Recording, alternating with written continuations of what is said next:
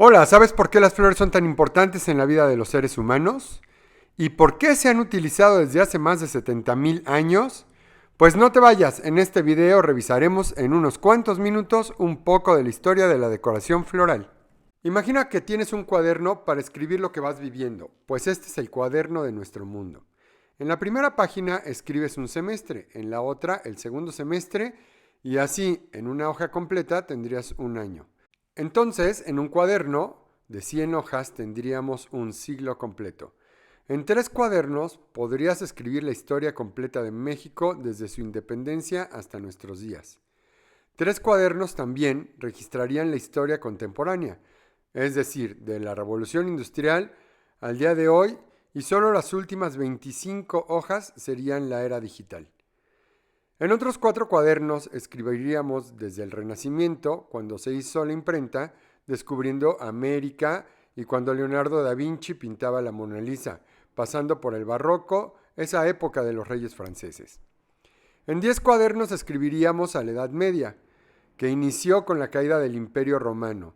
Se desarrolló la cristianidad, los califatos, las cruzadas, las pequeñas ciudades-estado donde tendían a las princesas encerradas en la torre de un castillo fortificado, y es la época del feudalismo. Y en 5 cuadernos más para escribir desde que nació Jesucristo y el crecimiento del Imperio Romano de Oriente y de Occidente. Pero vayamos más atrás, con 30 cuadernos, es decir, 3000 años antes de Cristo, donde se encuentra la historia antigua para llegar a las primeras ciudades que tenían escritura. Era la era de los metales de cobre, bronce y hierro, la época de los antiguos griegos, romanos, mesopotámicos, egipcios, etc. Y necesitaríamos 670 cuadernos para escribir la era de piedra, la prehistoria. Y aquí es donde iniciaremos nuestro recorrido. El primer relato que se tiene de la historia de la convivencia entre seres humanos, plantas y flores es en el jardín del Edén con Adán y Eva. Esto es común tanto en los relatos bíblicos como en el Gilgamesh de la mitología sumaria y el Enuma Elish de los babilonios, en Mesopotamia. Tanto estos 3 relatos como en la mitología egipcia, Dios creó al hombre del barro y lo colocó en el Edén o paraíso, donde había jardines con alimentos, belleza y lejos de los peligros de los animales. La cueva Shanidar en el Kurdistán iraquí es en donde el arqueólogo Rab Solecki encontró los restos de 10 hombres, mujeres y niños neandertales en la década de 1950. Solecki sugirió en ese momento que los restos agrupados fueron encontrados con antiguos grupos de polen porque los neandertales enterraron a sus muertos e incluyeron flores como parte de sus ritos funerarios. A pesar de que se creía hace algunos años que en la antigüedad las flores solo se utilizaban en rituales fúnebres, se ha demostrado que no fue así, ya que en las tumbas u osamentas era donde se encontraba documentada la forma de vivir, ya sea en la escritura cuneiforme, en los jeroglíficos o en otro tipo de documento lingüístico, en donde las tradiciones e historias pasadas de forma verbal se perpetuaron de forma escrita y gráfica como en la poesía asiática o en los bajorrelieves del Mediterráneo. En el antiguo Egipto, las flores no solo eran importantes para rituales con los dioses o para los funerales, también para las relaciones entre las parejas, como vemos en esta imagen al faraón Neferhotep dando un buquet de flores a su esposa. Hemos descubierto cómo incluso 1500 años antes de Cristo, las flores eran sumamente importantes, ya que se cultivaban para construir elaborados collares, guirnaldas y arreglos para los tocados de los faraones. Los grandes faraones eran sepultados con sus más preciadas pertenencias y sus mejores ornamentaciones, lo que incluía los accesorios florales, ya que estos probablemente, además de ser usados en grandes festividades, eran de uso habitual en su decoración corporal como también en la perfumería. Por ello se han hecho réplicas modernas de estos arreglos florales, incluyendo las flores y follajes originales que se utilizaban hace miles de años y que se siguen utilizando en nuestros días. Tiempo después se utilizaron las flores y algunas plantas para crear perfumería, pero también como un símbolo de ofrenda a los dioses y de estatus social, usos que se han conservado hasta nuestros días. Incluso en el Oriente Asiático se separó en extremo el uso de árboles y plantas con frutos para aspectos alimenticios y plantas con flores para usos contemplativos y ornamentales. Troya y los pueblos tracios, similar a Egipto, se habían fundado 3000 años antes de Cristo. Según los relatos de Homero en la Ilíada, hacia el año 1250 a.C., Troya fue destruida. Sin embargo, entre los restos se han hallado relieves en piedra con guirnaldas o coronas de oro laureadas que se usarían en esa época para los gobernantes y seguramente también eran hechas con materiales vegetales en festividades para el uso común.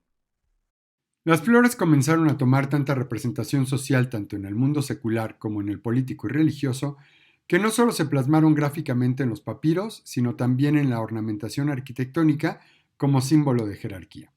Así comenzaron a enaltecer y perpetuar flores tan importantes como los lotos o las palmas en las columnas egipcias, lo que propició más tarde colocar guirnaldas y otros elementos vegetales en las fachadas e interiores de muchas edificaciones.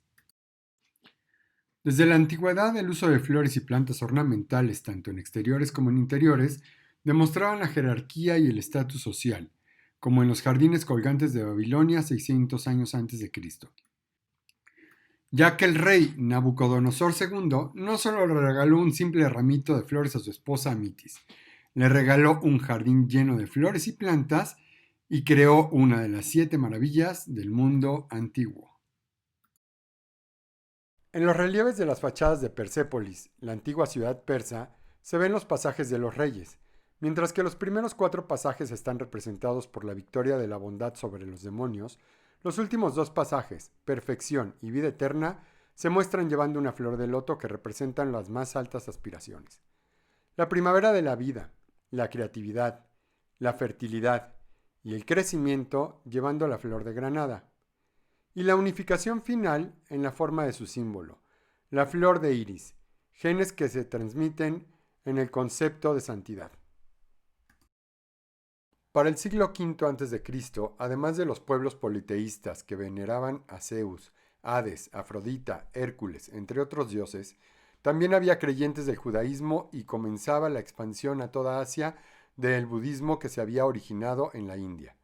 El gran imperio de Alejandro Magno, siendo simultáneamente rey de Macedonia, rey de Persia, rey de Asia, hegemón de Grecia y faraón de Egipto, fomentó el comercio en toda la región y el intercambio de todo tipo de plantas y flores de una parte del Mediterráneo a otra, lo que se mantuvo durante todo el periodo helenístico que terminaría con la última reina de reyes en el antiguo Egipto, Cleopatra. Las flores se utilizaban comúnmente en todos los rituales religiosos como ofrendas a los dioses, bodas y funerales. Seguía siendo común el uso de guirnaldas, coronas de laureles y olivos, así como la cornucopia de Zeus como símbolo de abundancia y las palmas de dátiles que otorgaban el reconocimiento a los triunfos y eran entregados por las victorias aladas.